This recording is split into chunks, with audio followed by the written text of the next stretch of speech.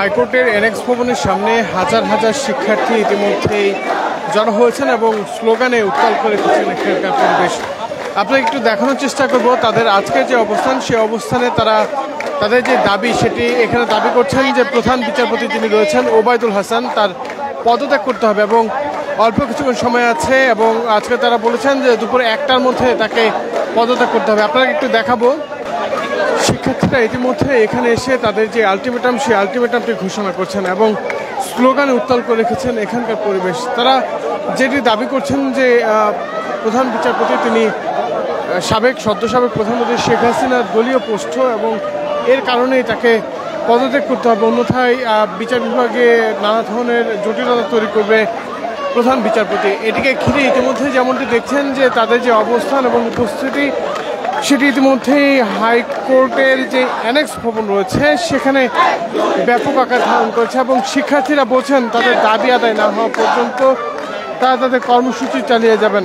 এটিকে ঘিরে ইতিমধ্যে পুরুষ এবং নারী যে শিক্ষার্থীরা রয়েছেন তাদের উপস্থিতি ঘটেছে। পাশাপাশি হাইকোর্টের বেশ কিছু আইনজীবী তারাও তাদের সঙ্গে সংহতি জানিয়েছেন। বেশ কিছু অভিভাবকদের আমরা এখানে লক্ষ্য করছি, তারাও এখানে এসেছেন। আজকে মূল যে বিষয়টি সেটি যদি বলি যে প্রধান বিচারপতির নেতৃত্বে একটি জুম মিটিংয়ের মাধ্যমে তারা একটি ফুল কোর্ট করার কথা ছিল। সেই ফুল কোর্টের শিক্ষার্থীরা জানা পরবর্তী সময়েই এবং তাদের যে বিজ্ঞপ্তিটি ছিল যে 9:30টার দিকে কোর্ট আন্দোলনের সমন্বয়ক আসিফ মাহমুদ তিনি যেটি বলেছেন যে ফুল কোর্টের যে বিষয়টি সেটি তারা বর্জন করেছেন এবং এর পরবর্তী সময়ে এখানে শিক্ষার্থীদের যে অবস্থান সেটি ঘটতে থাকে। ইতিমধ্যে এখানকার যে যারা বৈষম্যবিরোধী ছাত্র আন্দোলন চালিয়েছেন বা সমন্বয়ক ছিলেন তারা এখানে এসে শিক্ষার্থীদের উদ্দেশ্যে দিক নির্দেশনামূলক বক্তব্য দিচ্ছেন এবং তারা কিছুক্ষণ আগে একটি আলটিমেটাম ঘোষণা করেছেন। যে আলটিমেটামে তারা বলেছেন দুপুর 1টার মধ্যে যদি তাদের দাবি না মেনে নেওয়া হয় সেক্ষেত্রে তারা প্রধান বিচারপতির বাসভবন ঘেরাও করবে, এমনটি আসলে তারা বলেছেন। ইতিমধ্যেই যে চিত্রটি দেখছেন যে শিক্ষার্থীদের উদ্দেশ্যে দিক নির্দেশনামূলক বক্তব্য রাখছেন এবং এর পরবর্তী সময় তাদের যে কর্মসূচি সেই কর্মসূচি বা তারা বিচারপতির বাসভবনের দিকে যাবে সেটা জানা যাবে।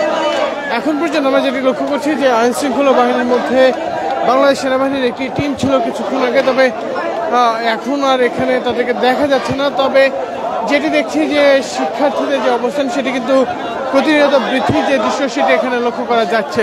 শিক্ষার্থীরা কিছুক্ষণ পরপরই বিভিন্ন স্থান থেকে মিছিল নিয়ে আসছেন, পাশাপাশি অভিভাবক এবং আইনজীবী যারা রয়েছেন তারাও এখানে এসে জড়ো হচ্ছেন।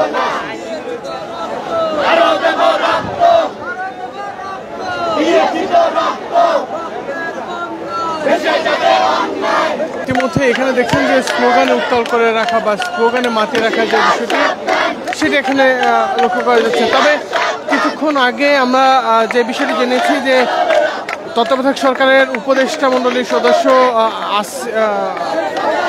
অধ্যাপক ডক্টর আসিফ নজরুল স্যার তিনি যে বিষয়টি বলেছেন যে আমরা এখানে আরেকটি বিষয় দেখছি যে তিনি বলেছেন যে বিচারপতির উপরে আসলে ছেড়ে দিয়েছেন তিনি আসলে কি করবেন। ইতিমধ্যে আমরা দেখছি যে